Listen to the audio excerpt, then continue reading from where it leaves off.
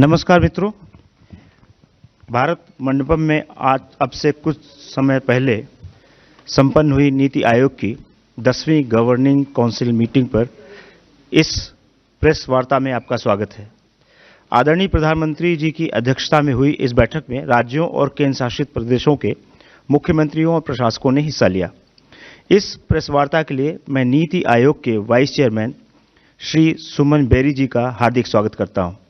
साथ ही नीति आयोग के सदस्य श्री राजीव गाबा जी, डॉक्टर वी.के. सारस्वत जी, प्रोफेसर रमेश चंद जी और डॉक्टर वी.के. पॉल जी, डॉक्टर अरविंद विरमानी जी के साथ साथ नीति आयोग के सीईओ श्री BVR सुब्रमण्यम जी का हार्दिक स्वागत है। इस प्रेस वार्ता की शुरुआत vice chairman Shri Suman berry जी के संबोधन से होगी।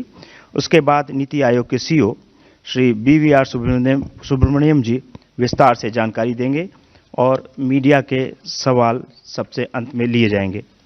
अब मैं माननीय वाइस चेयरमैन जी से निवेदन करूंगा कि वे मीडिया को संबोधित करें। Thank you very much, I'm sorry you've had to wait. Thank you all for being here and being interested in the work of NITI Aayog.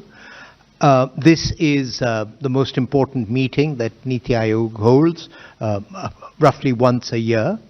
This was the 10th Governing Council meeting, and this is the 10th year of NITI Aayog because it came into existence in 2015. There has already been something in social media about what the Prime Minister said. I won't go over that at the moment. What I would say is, first, he did acknowledge the importance of these successive meetings in creating a consensus in the past for many of the achievements of his government's first and second term. I won't go through all of this, but everywhere from housing to health to sanitation, all of these are the joint efforts of the centre and the state made possible by a forum like the Governing Council.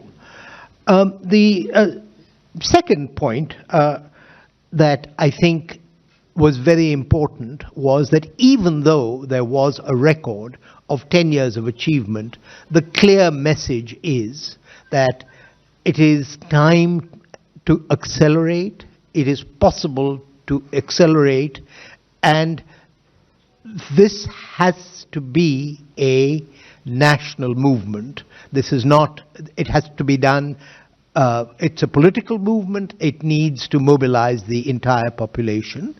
This was a demonstration of solidarity of centre and states. Typically, it is about the economic program, but this took place in the shadows of the Pahalgam assault, Operation Sindoor, and that was also a sub-theme of the solidarity, I would say, in the room. But with that, let me hand over to CEO NITI Aayog on any additional points he'd like to make, and then the questions. Yeah. Thank you, Vice Chairman. So I'll give a detailed briefing about the proceedings today and also the context of today's meeting. This is the 10th meeting, as the Vice Chairman said, of the Governing Council of NITI Aayog. NITI has also completed 10 years of existence. It was formed in 2015. This is 2025.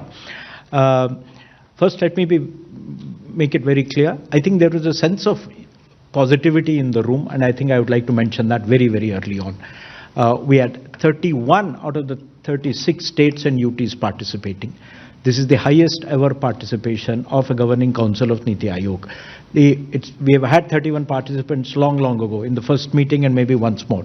But if you see earlier years, 26, 25, etc., that actually shows that people came with a very positive bent of mind, and the 5 states which were missing were largely we were informed in advance for a lot of other reasons, clash of commitments or health reasons. So we had Karnataka, we had Kerala, we had Puducherry, we had West Bengal, and we had Bihar. So these were the states, and we knew pretty much in advance that they are not coming. But I think you've been covering NITI Aayog for quite some time, and you'd appreciate that, the fact that there was such a large participation had a very larger context to it. Before I go into actually what was discussed, let me give a small context. I mean, NITI has been, playing a very fundamental role and contributing immensely to coordinating development decisions across the country, both at the central government level and between the center and the states. And I think that's the fundamental role that it has been playing, shaping both cooperative as well as competitive federalism.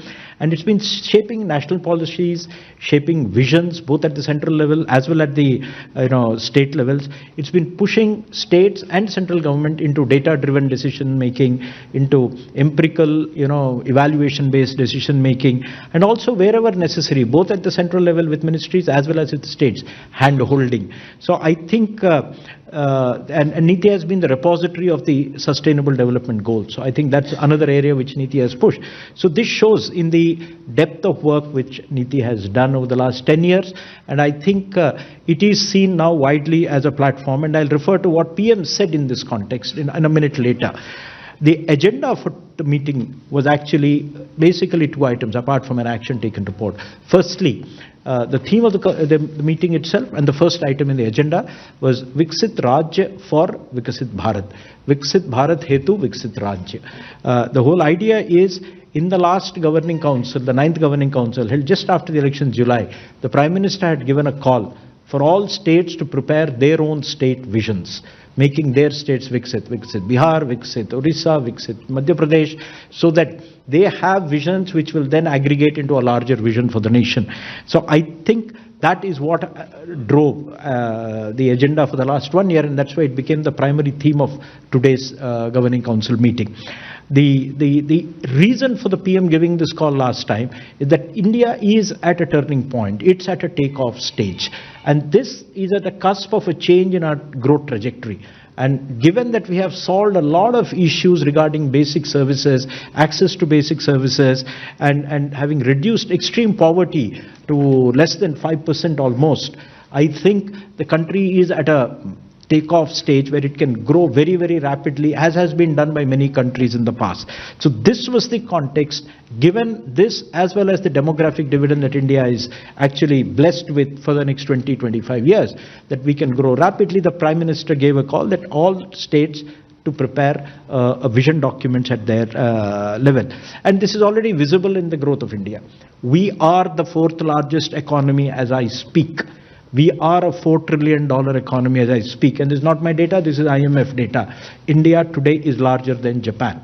So it's only the United States, China, and Germany which are larger. And if we stick to what is being planned, what is being thought through, it's a matter of another 2.5 to 3 years, we would become the 3rd largest economy.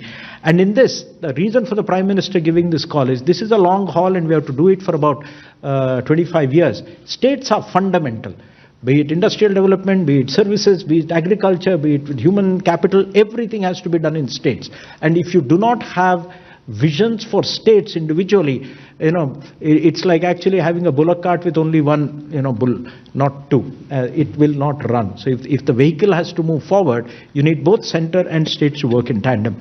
And the good thing is, as we come here, almost 17 states have prepared and released or are on the verge of releasing their visions. 5 of them have released visions: Andhra Pradesh, Uttar Pradesh, Tamil Nadu, Gujarat, and Punjab. And I know that the other 12 ongoing will come out by August actually. June itself we'll see 3 or 4 coming out. Chhattisgarh, Orissa, Madhya Pradesh, Rajasthan, on the verge of releasing. They're all looking for dates. Actually, so I think this flood of activity was triggered by last time. And this time, because there were other states which had not yet begun work or in very, very early stages, in the Viksit Rajya for Viksit Bharat, we have the background note gives a large detailed explanation of how do you go around preparing a vision document for a state. And the vision document is not a daydream. It is a practical, implementable document with key performance indicators which are to be monitored, and you ensure that you are on the right track. And it should also be flexible enough to accommodate changes over 25 years. So that is what it is. It should have clear targets. We have given a background note. a part of it which I have circulated to all of you, you will be getting before the end of this press conference, which tells you how states have gone about preparing their vision documents. In about 15-20 minutes, it will be circulated and you'll get soft copies also. States in India are the sizes of countries. So making their own vision documents is largely justified. Uttar Pradesh is the size of Brazil, and Bihar is the size of Mexico. So these visions are justified, and I think that's the context in which this Viksit Raj for Viksit Bharat was chosen as a theme. And we're given guidance on how do you set goals, how do you set targets, how do you prepare strategies, how do you have monitoring and implementation frameworks, and how do you, having done a vision document, how do you carry it forward? How do you see that it is implemented and rolled out over 25 years? There was a second set of themes, which has now been the practice with the Governing Council of NITI Aayog, that there's a Chief Secretaries Conference which happens roughly in November, December every year. So we had the fourth Chief Secretaries Conference in December last year. There we had the theme of, promoting entrepreneurship, skilling and employment, so that we can leverage India's demographic dividend. So the outcomes of that conference also become the theme of this particular Governing Council meeting. The whole idea is the Chief Secretaries brief their Chief Ministers and they endorse the decisions of the Chief Secretaries. So we have a complete buy-in, both at the bureaucratic level as well at the political executive level, and that's how NITI Aayog builds consensus. So we had this theme within which we had sub-themes: manufacturing, services, rural, non-farm, urban, informal, and the green economy, as well as circular economy. These were the broad themes that were there. And we also gave a sample state visions and a brief outline of that. Copies of that you will have. One of Andhra Pradesh, one of Gujarat, which are among the early ones which released their vision. It will tell you what they're aiming at, and it's quite ambitious. Andhra Pradesh is targeting to become a $2.5 trillion economy, $2.4 trillion economy. Gujarat is targeting to become an economy which is $3.5 trillion. Both are very different. You will see when you read, they are differently endowed, their contexts are different. So in this context, I think the Prime Minister, in his, when he addressed the gathering, firstly, he says the 10-year journey of NITI is a 10-year journey preparing the country for Viksit Bharat. I think so. The acknowledgement that this particular forum is a very, very important and useful forum. And he said that NITI meetings are a platform both for joint action as well as for shared aspirations. You share aspirations among each other so that you build a consensus on what the country needs to do. And he said, NITI Aayog की ये जो बैठकें हैं, इन्होंने देश के विकास के को गति दी है, दिशा दिया है और ऊर्जा प्रदान किया है. So it has given them direction, it has given energy, and it has given speed. And he listed out a large series of achievements, which I think all of you who cover, the economic or the social spaces are familiar. 4 crore houses, 12 crore toilets, and 40 crore PMJ, Pradhan Mantri Jan Arogya Yojana, Ayushman Bharat coverage. So all that is there, and it was all listed. And by the way, these numbers I can keep reciting, they are phenomenal. What has been achieved in terms of the last 10 years is phenomenal, and this forms the base for taking a jump into Viksit Bharat. The strongest thing that has come out of today's meeting, because I'll keep switching between what PM said and what came out of the meeting, is there was a complete, absolute unanimity on Operation Sindhur and regret and anger over what happened in Pahalgam. I think that was a common theme, and there was complete expression unanimously of solidarity. Everybody commended the role and the valor of the defense forces and the leadership by the Prime Minister, which led to the success and the way the Prime Minister's leadership and the defense forces work have protected national security. And so I think that was something that was uniform, irrespective of any particular ideological or party orientation. So I think that was something there, and I'll explain what individual chief minister said, but by and large that is there. And it came out in PM's own concluding remarks. He used the words, bahut sarthak charcha hui. And so it actually came out that, this was one of the most positive meetings that one could have had, considering a very diverse composition in the room. And I think that is something we should all take note of. And what the Prime Minister said is, this is the highest body representing the federal structure of India, where you have both about 15 cabinet ministers apart from the Prime Minister, and all the chief ministers and the lieutenant governors of states, whoever is there. And this, there is no body which represents India's federal structure in one room, like the Governing Council of NITI, and everybody unanimously supporting in one voice gives everybody who has acted a lot of strength. But more important than that, what he says is that we need the same approach that we have had in supporting Operation Sindoor to actually go and achieve Viksit Bharat. The strength of Team India, as shown in Operation Sindoor, also is going to be the same feature which will enable India to achieve Viksit Bharat. एक लक्ष्य था operation सिंदूर के लिए, विकसित भारत के लिए एक लक्ष्य होगा और हम एकजुट होकर इसके लिए काम करेंगे. He also said Operation Sindoor is not a show of army strength. It has to be converted to social strength because society came out and supported our action. Similarly, Viksit Bharat is not the idea of a chief minister or an individual or anybody in the system. It has to get converted into a people's movement. What gave him a lot of pleasure and happiness is almost every state or union territory which spoke had either completed or beginning work on preparing their own visions. So वो जो एकजुटता, एक तरह से सोचने की जो सभी के मन में से ये बात जो अभी निकल के आई, that gives you a lot of confidence that this country will be Viksit Bharat. It had penetrated the thinking of everybody. So I think that is it. And he wanted this to be carried further down to districts, possibly down to villages, so that every individual is motivated. And he said the economic jump which will come out of this attitude. The Atmanirbharta, the belief in our own equipment, our own strengths and capabilities in Operation Sindoor. If that belief and capabilities are popularized and universalized, that itself will help us do a lot more as far as achieving Viksit Bharat. He said the most important point to note is that every state has joined the Viksit Bharat stream of thought.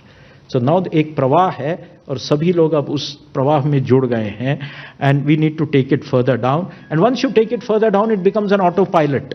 And once it's an autopilot, it has a self-fulfilling way of fulfilling itself. It creates an atmosphere of agreement. Going back, in his remarks, the PM covered a lot of issues. He said that NITI has been helping a lot of states, and I think this effort should be continued. He talked that states are the places where action is there, so that we need to focus on the themes which are there in the agenda. If you want employment, that means you need skilling, you need entrepreneurship. States have to do the action in multiple fronts.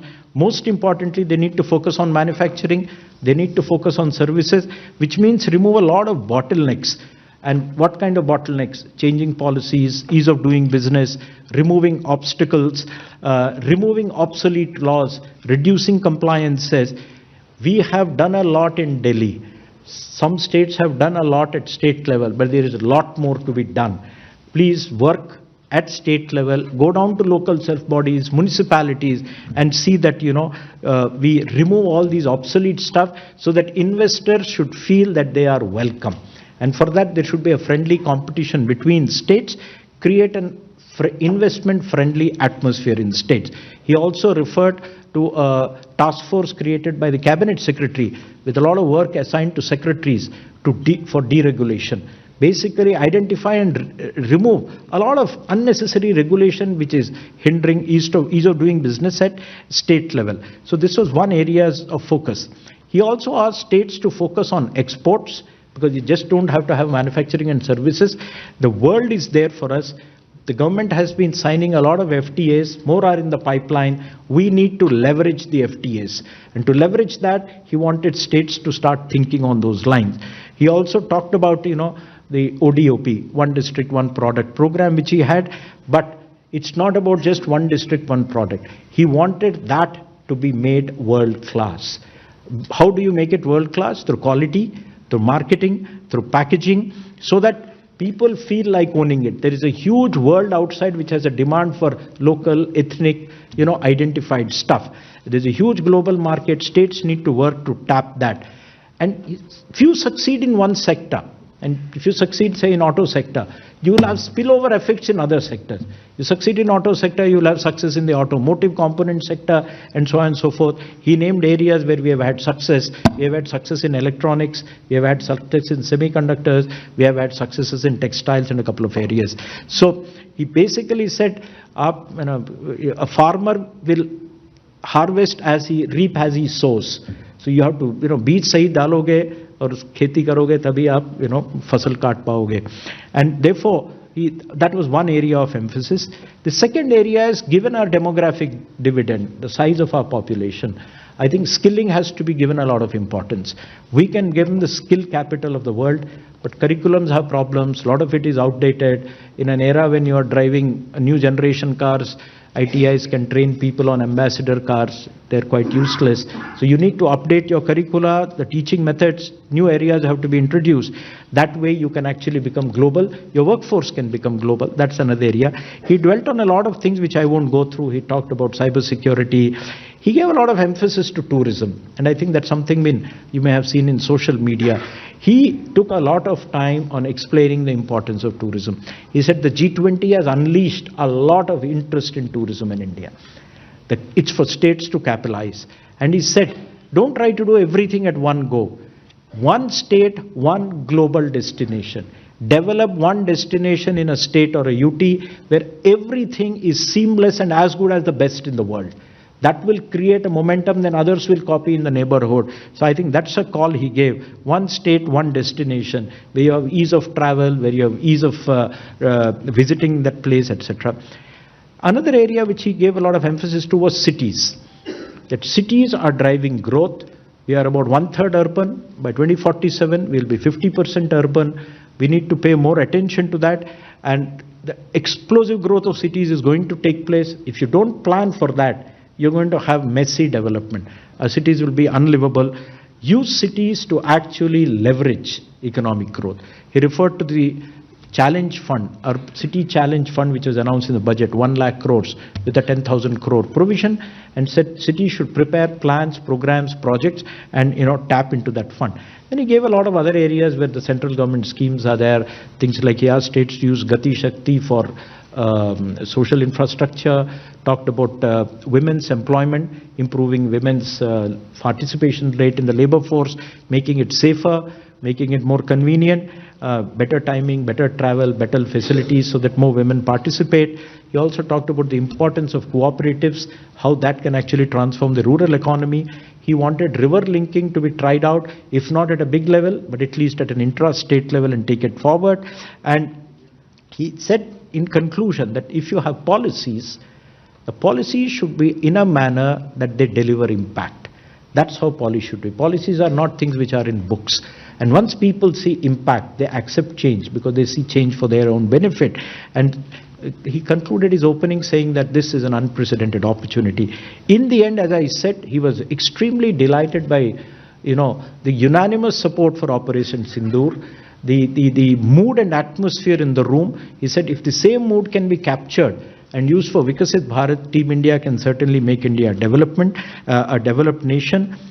While making visions, one of the things he said to the states is 2047 is too far away. Have intermediate timelines. Orissa has a 100th year coming up in 2036. So have a goal for 2036 and 47.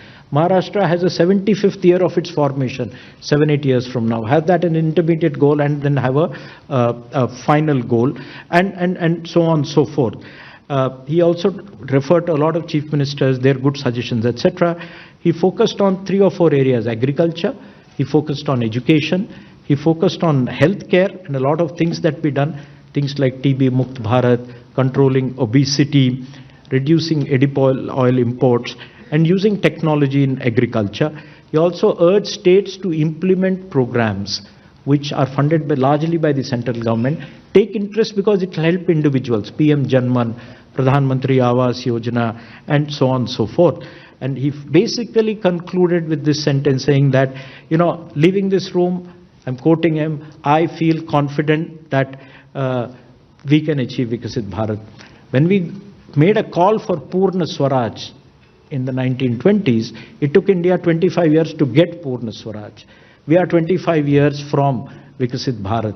If we have this as a movement now and everybody subscribe to it, I'm sure that we can create a tempo which will deliver Viksit Bharat. ये जन सामान्य का मंत्र बने and new generation can then be handed over a Viksit Bharat. This is what he said. I won't talk about what individual chief ministers said. We can have it in a Q&A. Thank you, sir. Now floor is open for questions. And please introduce yourself and your name. I will start from number 3. Mike. Please give him mic. Thank you very much, sir, for this opportunity. My name is Girish. I'm with Mint. Sir, manufacturing sector is central to our development strategy, and industrialized states like Maharashtra, Tamil Nadu, and Gujarat make significant contribution to our GDP. But the geopolitical developments and the Trump tariffs are posing significant headwinds to the manufacturing sector, including the latest announcement of tariffs on iPhones made in India. This actually strikes at the root of our Make in India strategy. Has the Prime Minister referred to it and given any assurance about how we will deal with these external shocks? Thank you. I don't think the audience discussed Trump tariffs, but if you look at the overall geopolitical and geoeconomic environment, it is favorable to India for a variety of reasons. A, you're not hit as badly as others, number one. 2, you are being driven by a youthful workforce.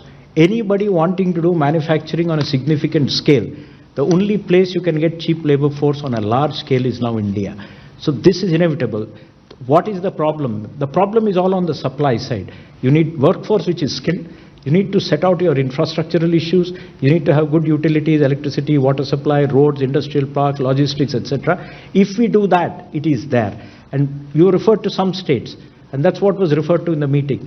The states which are actually able to get their act going are getting it. It's for other states also to get their act going. And the agenda notes and the discussion of the CS conference, which fed into it, have very, very detailed suggestions on how to go about doing it. Thanks, sir. 22. Hello, sir. This is Priyoshmita from Informist Media. Sir, I have one related question, and this is regard to an mention of FDI inflows into states in the last governing council. I would like to ask that in the current context of whatever the geopolitical situation is, are we still pitching for more FDI into states, and are there any risks that we are seeing from it? And secondly, if you could just briefly touch about the metrics that you're looking at while preparing the vision document for states. Thank you. So you have asked two completely different questions. FDI is totally different from states, okay? Because for states, it's only investment. It doesn't really matter whether it is foreign or domestic, right? So as far as FDI is concerned, if you see the figures which RBI has produced recently, the gross FDI has actually risen. It's about $80 billion, right? So there's two-way flow. That's why you have different figures. But I think given the global scenario, I think we have a very robust game going on. And I think if you get your act going better, there's going to be only more of that coming up. Aren't you seeing a new announcement almost every day? Apple has announced a new factory which is to come up. So I think that is something. As your per capita income rises, you're about $2,500. If you're going to touch $5,000 in about 5-7 years' time, India is 60% consumption driven. And if you actually get international markets also open to you, and that's what the FTAs are targeting, the game is not over yet. We're discussing with the EU, we're discussing with the US, markets will open. So, what that tariff will be is still today uncertain, right? But I'm sure the world is large enough, and given the dynamics, you are going to be a cheap place to manufacture. That is one. As far as states are concerned, for preparing their thing, I would suggest wait for the note which is being circulated. We have given a framework and the metrics on the basis of which states should prepare their vision document. How do you set targets? How do you design strategies? How do you do monitoring frameworks? It's all there. Thank you, sir. Number 2. Sir, Prashant Sahu from Financial Express. So was there any discussion or of setting up a subgroup or something to drive economic growth as well as to manage the population growth in the country? Okay, so there was one discussion, and I think this was about using technology for governance. And I think there was a suggestion to form a committee to look at how technology can be used better in governance in an era where you have AI, quantum and all that. So I think that will be carried forward. We'll have to work out the details. So I think it was positively received in the room. It's referred to twice or thrice in the discussions. 165.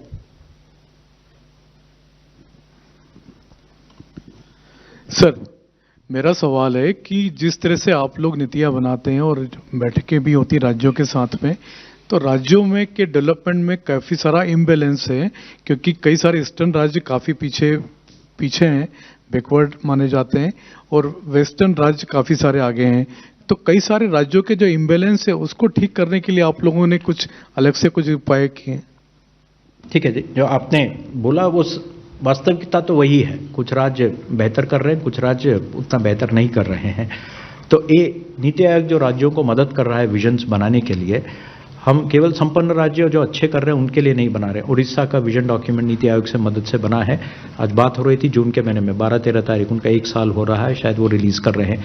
Chhattisgarh में बनाए हैं. तो इस प्रकार हम राज्यों के साथ, बिहार का बन चुका है, अगले 1 महीने में उनका भी रिलीज होगा. तो ये मैंने इंडस्ट्रियली अगर मैन्युफैक्चरिंग की दृष्टि से देखेंगे तो ये राज्य थोड़ा बाकियों से थोड़ा पिछड़े हुए हैं.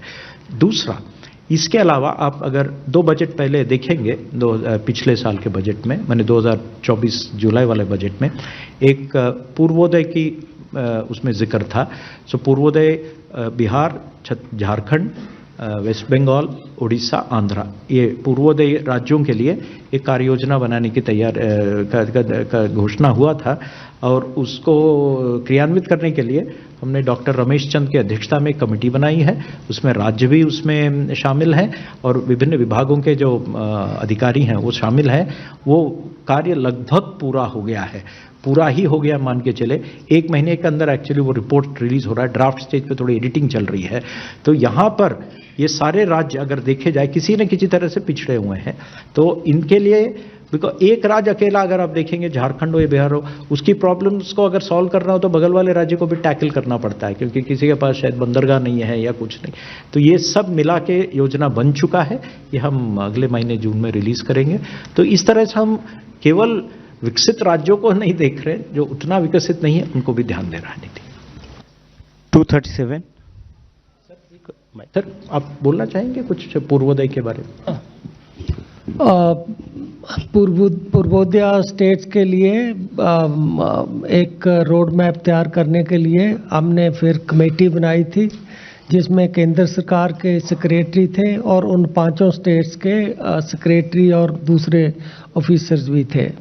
तो फिर हमने 5 एरियाज पे डिटेल्ड वर्क करके एक वॉल्यूम बनाया. फिर हमने कमेटी के साथ उसको शेयर किया 15 दिन पहले, और अभी हम स्टेट से उस पे कमेंट कोई लेने के लिए इंतज़ार कर रहे हैं. जैसा सीओ साहब ने बताया 15 जून से पहले हम वो रिपोर्ट रिलीज कर देंगे. Samoshumi from the print. I have 2 questions. First is, in the last governing council meeting, some of the states, including Andhra, had brought up the issue of the growing aging population. So was that discussed in this meeting also? Did the PM say anything about it? Measures being initiated to address that? One. And second, the deregulation committee that was set up by the CAPSEC after last year's governing council meeting. So what is happening there? Who is heading it? And what are the issues exactly that this committee is looking into? Okay. So first question, the answer is 0. There was no discussion on that topic at all, on demographic management. It was there last time. Nobody discussed it, not even Andhra CM, number one. Number two, on the issue of Cabinet Secretary's task force on deregulation, there's only a reference to it by the Prime Minister. It did not come out of the Governing Council meeting. It actually came out after the Chief Secretary's conference, which is in December. So this is actually identifying specific laws or rules or procedures in a large number of areas which are a hindrance to normal operations. Typically, if you want to build a building or a factory, you will need some parking space. The rules require you to have an offset parking space, some FSI. These can lead to all kinds of absurd situations where you actually can't build anything. The entire land gets escrowed. So those are the kind of issues they are addressing. That work is happening separately. When it is appropriate, the Cabinet Secretary will brief that. He is leading it. NITI is only supporting that. We are not the leading that particular exercise. 51.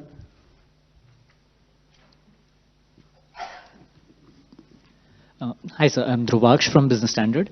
One question, I actually have two questions. The first is that there have been reports that some chief ministers had talked about the state's share of central taxes at the governing council. So reports mentioned that Tamil Nadu chief minister. I just wanted to ask if while it's the subject of the Finance Commission, the governing council is also an appropriate measure for platform for states to raise this issue if they have it. So did any other states raise this particular issue? Second question I have is on the asset monetization aspect of infrastructure development. The government is coming up with a second asset monetization pipeline, and states have also been encouraged in the past to go for asset monetization. So I just wanted to understand if there has been any discussion on that. Okay. So to the best of my knowledge, it was Tamil Nadu alone which raised that issue. But it was a very courteous, polite way saying that we would like the share to be higher. The way the whole thing that is handled is at the end, NITI Aayog notes down all the comments, suggestions, requests that come out. It is not always that NITI is the forum where these things can be resolved. Such matters pertain to the Finance Commission, we'll pass it on. Some of them are asking for a road or a bridge or a highway or a railway line. We pass it on to the concerned department. We'll keep a record of these things. So issues of Finance Commission are not to be decided here. I don't recall anybody else raising this particular issue. And he also raised it in passing, saying that, look, we need more funds, and I think we need greater devolution to states. The other issue which you're talking, I don't think today is the forum. Today was not a day we discussed asset monetization. But since you asked a specific question, yes, second round of asset monetization, the pipeline is being prepared, and it would get done, and there'll be an announcement in August about the entire second pipeline. There's already been a budget announcement of that, 10 lakh crores. The first round, this was 4 lakh crores. This is 6 lakh crores. This will be 10 lakh crores. 11. What is it? Please introduce yourself. Ajit from Radiance Media. Purvodaya में क्या हम multi stakeholder approach ले रहे हैं? Are we taking only government people in the Purvodaya team that you said, like government people from states and other? Second question is, did we discuss imbalance in the CD ratio? Credit deposit ratio. If you look at the budget announcement, there were 5 areas which were identified for preparing some suggestions for faster development of Purvodaya. One was education, second was tourism, third was health, and like that there were total education, and there was one more area which I am not able to recall. So as I mentioned to you that we constituted a committee where secretaries of all the 5 departments, they were the members, and also from states there was representations. Then this committee decided the details TOR, what kind of material we should discuss. Even Ministry of Finance also, representative secretary DEA participated in initial meetings.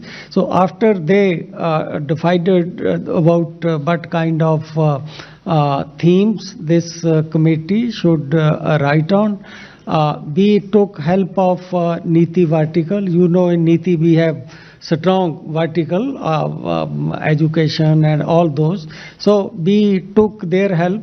Then also we took help of the states and some other experts. I also looked at it. Agriculture was another fifth subject there. So then we prepared that draft, which was again discussed like that. Yes, this issue often comes that in some of the states, the banks take deposits, but they don't plow it back. So this issue often figures. So like this, we discussed in that report all issues which matter for development of those sectors. There was no discussion on the CD ratio at all. Last 24. This is the last question. I'm Anil Handa from Multimedia Bharat News. I've got two questions and one submission. Was IMF discussed? Because after Operation Sindoor, IMF has sanctioned certain amount to our neighbors. So was that discussed? And secondly, if you look at the 9th and 10th governing council meeting, if you'd like to rate them at a scale of 1 to 10, how would you rate them?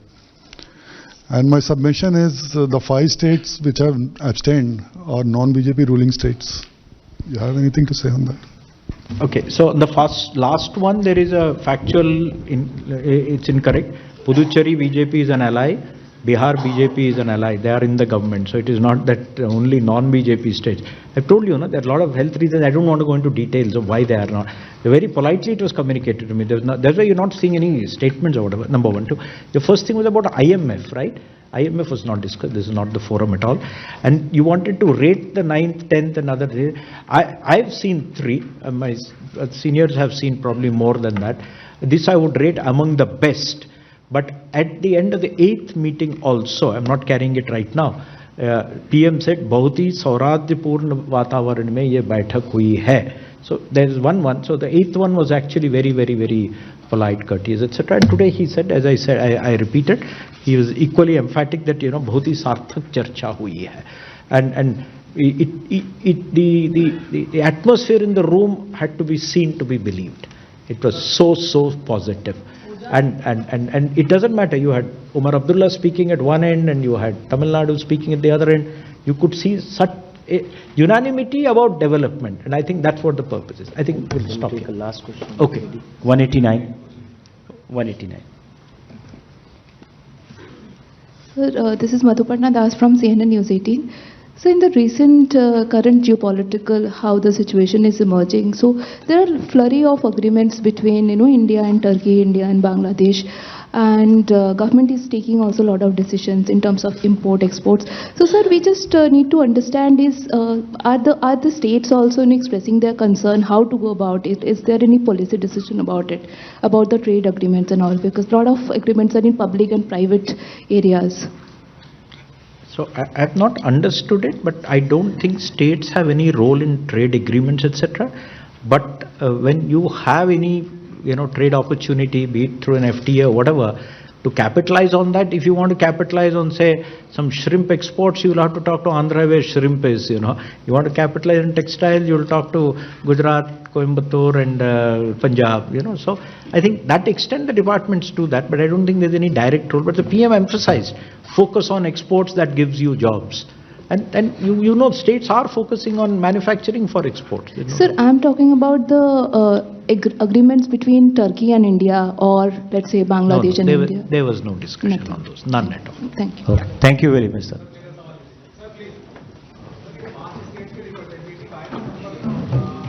NITI Aayog governing council में केवल मुख्यमंत्री member होते हैं. तो मुख्यमंत्री नहीं होता है तो कोई सब्स्टिट्यूशन नहीं होता है. अगर सब्स्टिट्यूशन नहीं होता है तो फिर उनके पीछे कोई अधिकारी भी तो नहीं होता है. मेंबरशिप तो मुख्यमंत्री की है. It is not a replaceable thing. नहीं.